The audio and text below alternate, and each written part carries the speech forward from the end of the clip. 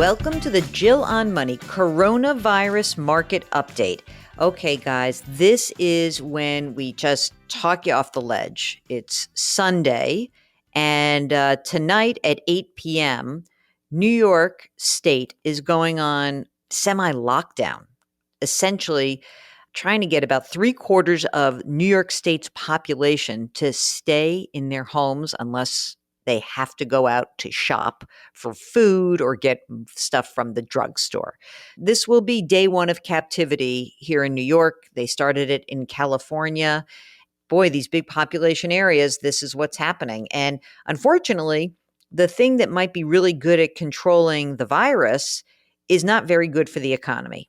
And so over the weekend, what I've been doing is reading all of these downbeat assessments of where various analysts think we are in the economic cycle. And if you want to read up on that, just go to the website, jillonmoney.com, click on the read button at the top, and you'll see my latest and greatest. It may not be great, but it's kind of a bummer, actually. But anyway, check it out.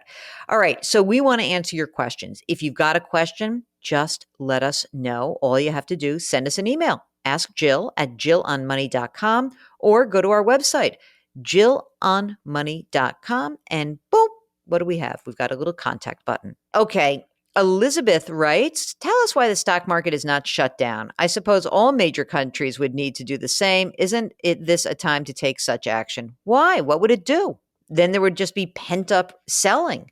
I'm very against curtailing hours or any. Mnuchin had said that. I think that's a terrible idea because you've got to let the people go and sell shares. You can't prevent it.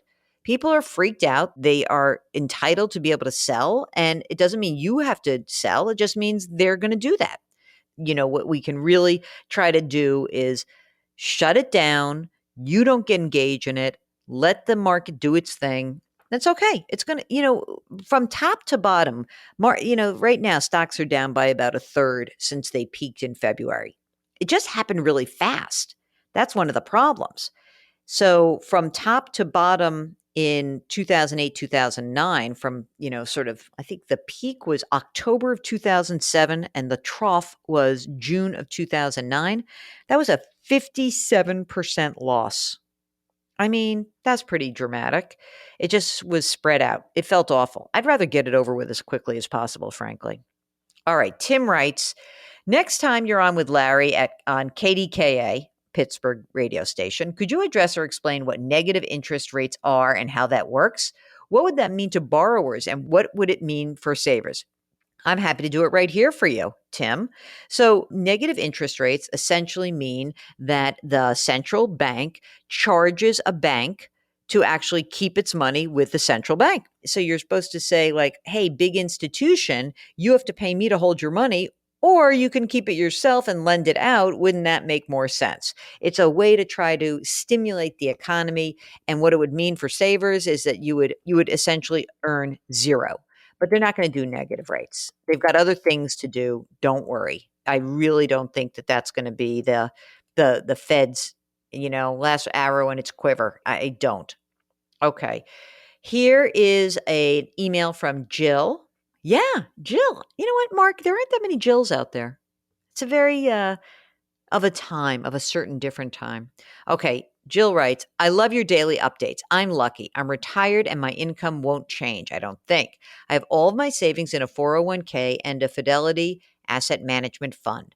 I'm not sure what to call it. It's a mix of money market and stocks. It has continually grown over the years, but now, the last time I looked at the balance, I got upset. It went down by 50,000. I stopped looking. My question is, since there's nothing I can do now, how should I think about this? I remember saying that you lived through the 1987 crisis. What happened after that? I'm looking for hope. Best, Jill. Okay, here's your hope. First of all, you don't even have to go back to 1987. You lived through 2008, 2009. That was a horrible, horrible time for investors. And yet, over the 11 subsequent years, stocks ran up and tripled and quadrupled and did like incredibly well. So yes, over the long term, stocks will rise. And I will tell you that my experience in 1987 was actually very different. Markets cratered and then recovered pretty quickly. And to some extent, that was a shame because some of the excesses in the entire system never quite got worked out. But that said, you're going to get through this. We're going to get through this. That's why we're doing this podcast. I want to remind you, we're going to get through this. I'm not a Pollyanna. Ask Mark. I am, in fact, a complete curmudgeon. I am a pessimist. But I feel like you all don't need that kind of pessimism because you're dealing with a pandemic. And that's scary.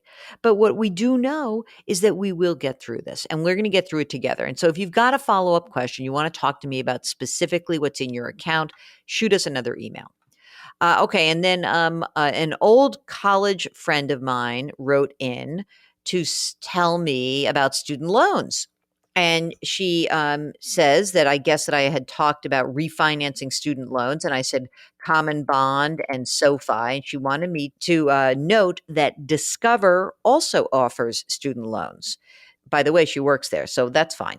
Student loans are, she writes, they're well rated. They won NerdWallet and other industry recognition. So, okay, that's the deal. So you can know that you can go out and refinance private student loans and might help yourself save some money every single month.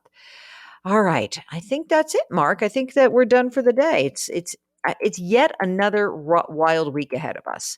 We're probably going to get some sort of stimulus from the government. When we have the exact details, I'll talk about it. I don't want to do it before, but you're going to get some $1 trillion here and there. And I have a feeling it's not going to be the end of it. So take a deep breath, be nice to each other, be safe, and know that Mark and I are here for you. Just send us an email, ask Jill at jillonmoney.com. And you can always go onto the website, jillonmoney.com. We've got a contact button. We've got a lot of content that's going out there. So we're here for you. That's what I want to say. So don't take any sudden actions either. Okay. So happy Sunday. And we'll talk to you tomorrow. It'll be another coronavirus market update from us here at Jill on Money. Okay. We'll talk to you tomorrow.